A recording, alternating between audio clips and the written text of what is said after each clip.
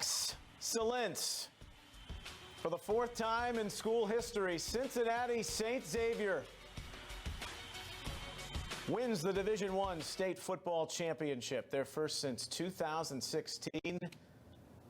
The bath feels good for Steve StX and his long blue line, who turned it on with one of the most comprehensive performances we've ever seen in a Division I title game. It is championship game day, post-game. Hi, everyone. I'm Neil Sika with my guys, Brett Hiltbrand and the quarterback, Matt DeRazio. Gentlemen, most lopsided Division I title game in history of the OHSA football playoffs. I don't think anyone thought we were going to be uttering those words at the start of the night. We expected what would have been a classic. It was not. It was not, and it was over in some ways in the first 6 minutes. It was not a close game pretty much from the get-go, Matt. And really, full credit to StX and what they were able to do. They were dynamic on offense. They got after it on special teams, and that defense really stepped up huge tonight. It was an all-out, comprehensive, dominant effort in every phase. Brett, you go to bed thinking, man, I really want to play my best game. It's a state championship game. I'm a little nervous. I don't sleep very well. They showed up and played the best football game they've probably played in school history. Everything was clicking. Everything was working. The game plan was perfect, and it was executed perfectly. And if you'd have told me that score, not telling me who was going to win the game, I would have picked Pickerington Central the way they've been rolling over the past 3 years and the way this team's been rolling specifically this year. But you look at the score, X was on a mission. They squeaked out a couple along the way, almost a team of destiny, and they came out here and hung 44 on them. Unbelievable. 41 points is the largest differential in Division I history in a title game. And much like their very first title in 2005, they shut out Mentor. They won that 37-0. But something was in the air tonight in Central Ohio. Fortress Obet's the site. Only 12 weeks of the Division I football season. StX, by the skin of their teeth, got into this title game after the last two games against Lakota West and Springfield. After a muff punt, Logan Mackay finds Jalen Patterson. He's open again. Brett, I sense a theme developing here. Yeah, you would talk about setting a state record for touchdown receptions, or at least tying it. You would expect to do that over the course of 4 quarters, not 1.5. 4 touchdown grabs for him, tying that record. Pretty good. Garner Wallace, the quarterback, bottled up all night. They couldn't run the ball early on. Giovanni Albanese recovers this. Guard him! Mackay to Patterson. X marks the spot. 4 touchdowns. That ties a record in a title game. For good measure, their leading defensive back, Du Bois. Gabe Du Bois returning a punt for a touchdown. This is still just past the midpoint of the second quarter. Pick Central could get nothing going. The trophy is raised. It's heading back down to North Bend Road for the 4th time. 44-3. Mackay was outstanding. After 4 interceptions a week ago, Patterson had 4 touchdowns. He had 5 all season coming in. Wallace, there was a struggle last week too, Matt, for the Tigers to run the football. Mentor did a pretty good job. 96 yards on the ground came on 1 play for Garner Wallace of his 132, and the ground game could never get established at all tonight. Nothing offensively really could. Yeah, and I think, too, just surprised. I think that shocked is probably the word I would use to describe kind of how we're feeling here a little bit. In a way that, man, we thought we were getting a battle here. I felt like it was pretty clearly coming into this game that we had the 2 best teams in Division I going at it. That's obviously not the case. I mean, StX was just absolutely dominant. And perhaps you can maybe give a little bit of the benefit of the doubt to Pick Central, given their history and pedigree over the last several years and the state championships that they've been able to win. So an off night, certainly you can maybe, just kind of tip your hat and say it just wasn't our evening. But, man, what Steve StX and that coaching staff was able to do tonight and this year, given all the adversity, is pretty special. And Brett, sometimes the most cliche answer is, hey, let's take care of offense, defense, and special teams. Like, yeah, I know, I get it. Those are the 3 phases. If you look at this game, I mean, there were big plays from all 3 phases. Typically, you don't see that. How many times do you see a safety, a punt return, a punt block, 4 sacks in the first half? I mean, it was just plays all over the place by everybody, and that's impossible to overcome. I mean, just if you're Pickering Central, they run the ball well, could not do it. We said Wallace had to throw the ball, could not do it, pressured all night long, and they look confused. And so when that happens and you get down and your offense isn't built to come back, and you got an offense or a defense that's smelling blood in the water, that's exactly what you get. The result, StX all the way. Think about how we've seen Pickerington Central win over the last several years. Being physical, dominant, running between the tackles and then playing really sound defense, and maybe the occasional really dynamic play on special teams. We saw the exact opposite tonight, with the exception of how StX, played on offense and throwing the football all over the yard. They were physical, especially on defense. Inside the box, the linebacking core for the Bombers was excellent again tonight. It was an all-around epic performance. Steve StX said going into halftime that they've been waiting for this team to put it all together in one game all season long. Well, they did that in the first half tonight. 5 catches for 105 yards for Jalen Patterson. Serendipitous that he wears the number 7 because he was in the end zone 4 times tonight. Speaking with our Mike Raymond after the conclusion of this Bomber blowout in the D1 title game. Talk about that first quarter, 4 touchdowns. What was going on? Just coach, our offensive coordinator had a really good plan for us. We've been working all week, and we just executed well. The line blocks, quarterback threw to me well. So I just did my role, just trying to do the best that I can do. Is this about as perfect a game as you guys could play? Yeah, pretty much. Yeah, we had a game against Ignatius where we scored 62, but with our offensive onslaught today, it was pretty amazing. According to words, how does it just feel to be state champions? I still, it hasn't really hit me yet. I'm still riding my high right now, but I'll definitely feel it on the bus ride home. Just all we accomplished over the last 4 years, and now we're going to be legends. So just got to go with that. Thanks, Jalen. Thank you. Congratulations. Jalen Patterson has an offer from the Air Force Academy that may change based on his performance in the title game. 44-3 the final. StX over Pickerington Central. Let's talk about this offense, Matt. Not only Patterson, not only what Brogan Mackay was able to accomplish tonight, but there's maybe a secret weapon. He goes by the name of Andrew Coverdale, the offensive coordinator who was hired by Steve StX at the start of last year from Louisville Trinity. What a massive game plan he put together in the passing game. Neil, I think you hit the nail on the head right there. To me, the play calling was unbelievable. There was a lot of throwing, a lot of short passes on the perimeter, get the ball out of the hands, not many running plays because they saw something, the man coverage that Pickering Central runs, they felt like they could take advantage of. They did early and often. They continue to do it, spread the ball around. That creates confidence as a quarterback who Mackay, who was struggling a little bit. He had a couple nice plays in these few games before, but mostly coming off of 4 interceptions last week, and he played his best football game of his career tonight. And it was because of the play calling, got him in a rhythm, got in a flow, and they continued to throw the football down the field. So as well as the other phases played, you got to take your hat off to the play calling that was taking place. They saw something in a weakness in Pickering Central. They took advantage of it, and they executed. I think they also used their Division I wide receiver in Clifford as a lot of misdirection. You saw the 1 touchdown pass where Patterson was wide open in the middle of the field. I think that was his second one of the night. You got a safety and 2 other DBs, maybe a cornerback and a nickelback, all going to the corner with Clifford, leaving Patterson wide open in the end zone. He's going to play at Penn State, and obviously we know everything about everything that the Clifford family has done at StX over the years. He got a ton of attention, and he certainly deserved that. But man, Patterson reaping the benefits. A lot of eyeballs going to 2 when they should have been paying attention to 7. This is the offense that we were accustomed to seeing the first 10 games of the year when they averaged 40 points per game, hung 63 on St. Ignatius. They put up 44 tonight when it matters most. In the championship, defense is pretty darn good, too. Grant Lyons, monster game, 6 tackles, led StX there, 4.5 for loss, catching up with Mike Raymond as they are celebrating the trophy and another title at Fortress Obetz. So we play our tails off all year. We've done it all year. We work hard in the off season, and it showed up tonight. Tonight was a celebration. What did you see in there? Did you know early that you guys were going to be able to get penetration? You had some sacks, tackles for losses, and then the safety, of course, in the end zone. We watch film. Our coaches do a great job of putting us in positions to succeed, and that's what showed up tonight.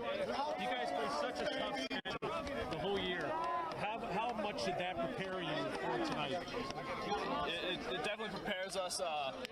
It keeps our heads on straight. I think the weeks that we got the best were the weeks that we lost, and I think that's a testament to our team. Put it into words, state champions. I can't. You can't put words to that. Congratulations to you. Thank you. They were essentially in street fights in the last two games, Springfield, Lakota West, and when push comes to shove, Brett, against a team that can really run the football, as Matt was talking about, Pick Central never able to establish anything. 76 total yards in the game. The most telling thing, under 2 yards per play. Yeah. I mean, where have we seen that? This is a Bombers defense that might be their best in school history. I would say we're probably less than double-digit first downs for Pick Central tonight as well, which is interesting, too, because if you think about the tackle numbers, if you're just looking at the box score in this one on the defensive side, see 6 tackles, like, wow, that's not that many. Well, when Pick Central's not running a ton of plays, it's all fine and dandy. Just 40 for the game. Right, and so but I loved how physical they were. Jay Sherritt said to This Week newspapers earlier this week, he said that, you watch them on film, you keep waiting for them to not be gap sound, you keep waiting for them to miss tackles, and you just don't see it. And I think it speaks to Steve Speck and the coaching, but I think in general, it speaks to the greater Cincinnati football apparatus and the high schools that you get out of D1 Region 1, D2 Region 8. Those teams, if you win a regional championship and you run that gauntlet, you are absolutely positively prepared to win a state championship because of the quality of programs that exist down in Southwest Ohio. StX finishing 10-2 on the year. Matt, we'll get your thought on the special teams in a minute, but quarterback that really turned it around in the biggest stage. Yeah. Brogan Mackay tonight throws for 4 touchdown passes. He's only a junior, and he speaks with our Mike Raymond after the big StX state championship victory. Quarterback Brogan Mackay, congratulations. What a start to the contest tonight. The 4 touchdowns and the same receiver. Talk about what was going on in your mind. Did you see those plays develop? I mean, I just started trusting my players. Team trusted me, especially bounce back from last week. I didn't have my best performance, but the team had my back once again. Coaches trust me, players trust me, and I trusted them. And you saw what happened. I mean, could it have gone more perfectly for you guys? I mean, you can't ask for much more, especially Coach covered it with this offense. I mean, it's amazing. I can't thank this team enough. How much was it, was it film study or just, did you guys just feel like that confident going into tonight? I mean, it was everything. Physically, mentally, everything was just there. I mean, hours on hours of film study, hours of practice, and I mean, we just played our lives out, really. And you're only a junior, so you'll be back next year. What a send-off for these seniors. Yeah, I mean, a big focus this week was do it for the seniors, 22 seniors. Yeah, I'm just so happy for them. Congratulations to them. Thank you. Appreciate it. Here's the last 5 Division I state champions. Pick Central trying to win their 3rd in the last 4, but halted by the Bombers, who win their 2nd in the last 5 seasons. 2016, that thrilling game at the Shoe over St. Ignatius in double overtime.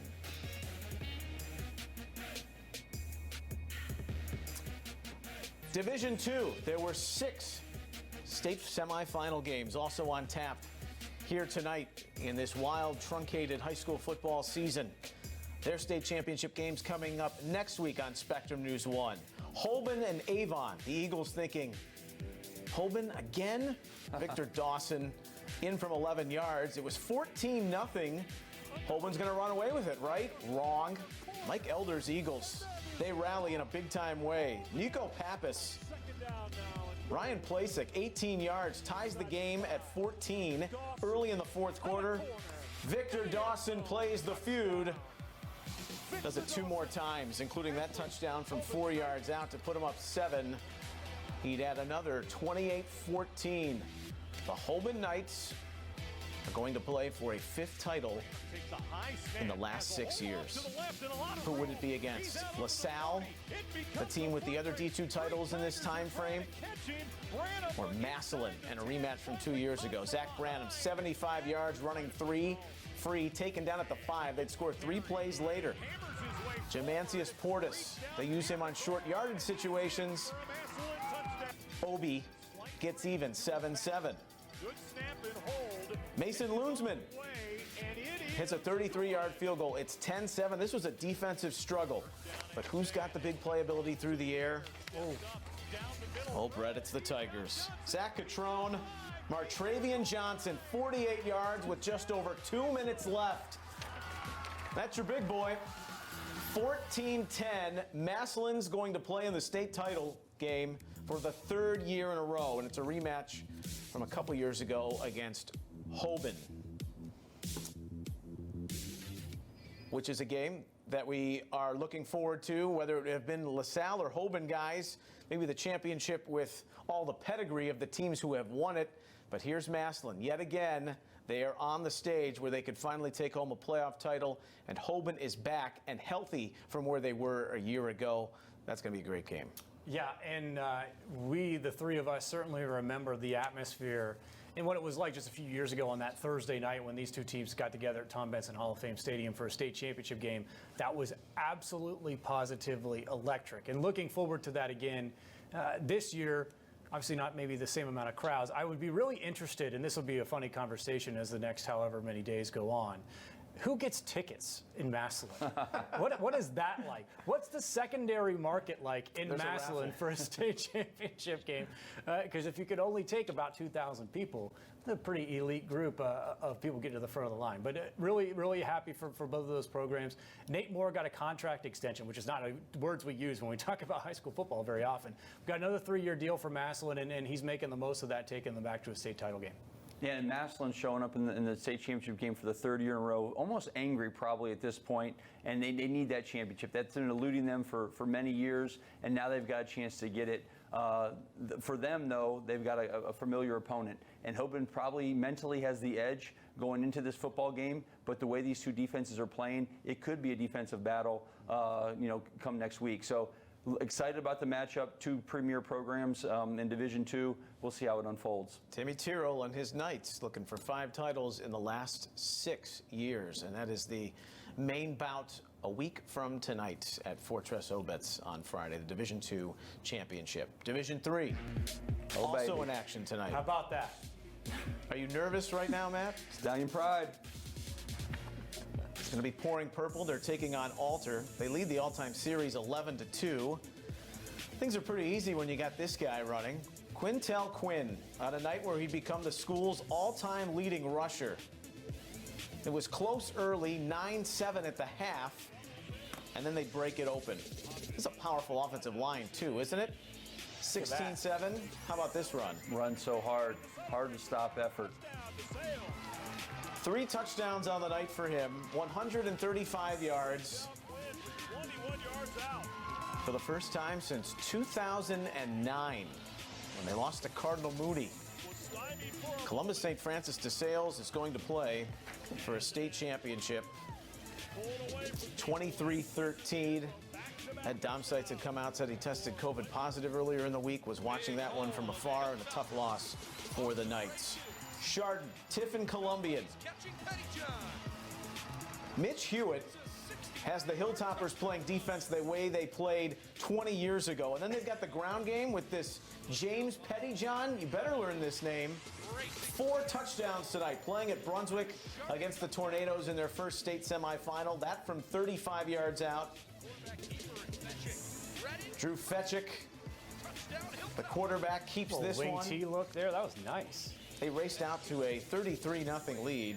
Pettyjohn from 5 yards, 47-7. For the first time since 1998, Chardon's playing in a state championship. There it is, the Region 9 winner against Region 11. Long-time title droughts for both these schools. A little bit more recent for DeSales, but not too much. They won it last in 1998. 1994 was the last Chardon title. And right off the bat, you say 2 teams that can get it done on the ground. Absolutely, completely agree. I think you've got to give an unbelievable amount of credit to Quintel Quinn. Right there on your screen, the dude on my left, I guess would be technically correct. That's a Columbus DeSales Hall of Famer right there. think Quintel Quinn is going to make a case to be getting in there one day as well. All-time leader in career rushing yards, dealing with an unbelievable amount of adversity over the last year and change. He's an unbelievable young man, an exceptional young man, and we're really proud of him for what he's been able to do. Shout out to the Stallions, Matt. Pouring purple getting back to the title game. Yeah, definitely got to feel good for them. And to me, this is two teams that run the football and they play great defense. And who knows what the weather's going to be like next week, but it's almost like playoff teams. That's exactly what you're looking for. Run the ball, play good defense, and we'll see who can end up as the champion. Of course, Big D, little E, S-A-L-E-S is going through the veins here, but excited for both teams to be able to get that championship. We better keep moving before Matt sings the fight song. It's close. To Sales and Shard next week. That's next Saturday night. Division III state championship. Division 7. We didn't forget about you little guys out there. Little guys, premier Big powers here. performances, yes. How about Warren JFK? They won it in 2016 over Minster.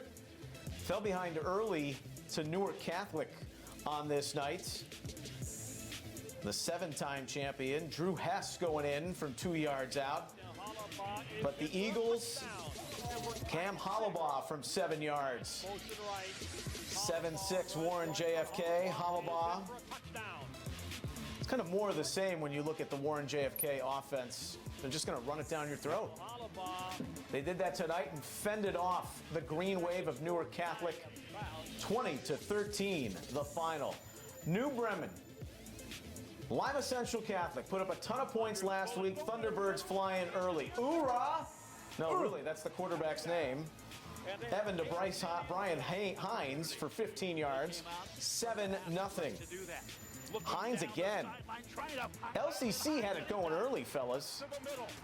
And they put up a ton of points all year long. That offense doing it without probably their best player, their best running back, still putting up points, lighting up the scoreboard. But wait a minute. New Bremen turned it up. They were down 20-7. Hines again off to the races. This is still Lima Central highlights Catholic lie. going up 13 points. But Bremen with a monster second half. This is a team that upset Marion Local last week in just their 4th playoff appearance ever. They've been to 2 regional finals. Now, dare I say, a state championship? Hunter Schaefer. Yeah, this is the game-winning touchdown, or would put them up for good. As he scores from 28 yards out, it was 21-20 at that point. They went up 28-20. They hold on 28-26. The MAC is represented. Coldwater has a shot tomorrow to join New Bremen, but the Cardinals, it kind of reminds you of Anna last year. Yeah. Almost anonymous, and now they're playing in the title game against a program that has some pretty good pedigree at the small school level, Warren JFK. Certainly, and I'd like to give a shout out to Don Palogo, the head coach of JFK. Been waiting a long time to be a head coach, over 20 years as an assistant. Finally gets the reins, and he's heading to a state championship game. For your Youngstown football guy, you know Don, that's big for him. Proud of him. Good stuff. 6th title game for the Eagles of Warren JFK. Beat Minster in 2016. Saturday, the semifinals, which are on OHSAA TV, Divisions 4, 5, and 6. Wyoming. Yeah. They've won 30-plus games in a row. Lake Catholic and Bloom Carroll in their first ever state semifinal. Otsego, Kirtland, the defending champs. Could we have a rematch with Ironton, but Corey Kiner and Roger Bacon in their first state semifinal might have other plans. Columbus Grove, that's not in Columbus. It's between Findlay and Lima. They get that power, Coldwater. And then New Middletown, Springfield. Humbled in the title game last year. Beverly Fort Fry, the Cadets, are their opponents. So lots of good stuff on Saturday in the state semifinals, which will set us up for next weekend, championship weekend at Fortress Obetz. 2 title games Friday, Division 7 and 2, with 2 o'clock and 7 o'clock kickoffs a week from tonight, Saturday. Division 5 and Division 3, Division 4 and 6. Little Sunday special as we will wrap up the high school football season, which is an accomplishment in itself. I think you heard a lot of the St. X players saying that as we leave the night tonight with the Bombers so convincing and one of the all-time great performances by a single team in a championship. Walking away, the GCL South can puff out its chest one more time and the Bombers win their 4th title. Normally, I wouldn't say this, but there's been nothing normal about this year. I think just getting to a state championship game this year is an accomplishment in and of itself, because it means a couple things. One of them means you're winning and you're playing good football, but it also means that you're socially distancing, you're doing everything right, you're staying out of public, you're doing your best to try and flatten the curve, as we've been saying for months now. So you've been taking care of your business on a football level and a personal level. If you're still here and you're still playing, that's a special thing. But shout out to StX. What a win for Steve Speck and that crew. Yeah, and this is really a celebration. I mean, you got to take your hat off to the OHSAA for the way they put this all together. There's a way that this got done with the families and the communities and the players that got to this point, and it was a special, special night for the StX community, something that goes down the record books. They played the best game maybe in school history, and that's saying a lot considering what they've done over the years, and for them it's something they can enjoy. All right, boys, championship game day. Get your rest coming next Friday, 1:45, and we kick things off. Great to have Brett tonight back with us, as well as Matt DeRazio. We thank you for watching. Cincinnati St. Xavier, North Bend Road, the home again of the Division I state championship. 44-3 the final over the Pickerington Central Tigers. We thank you for watching. We'll be back with you next weekend for championship action. Good night.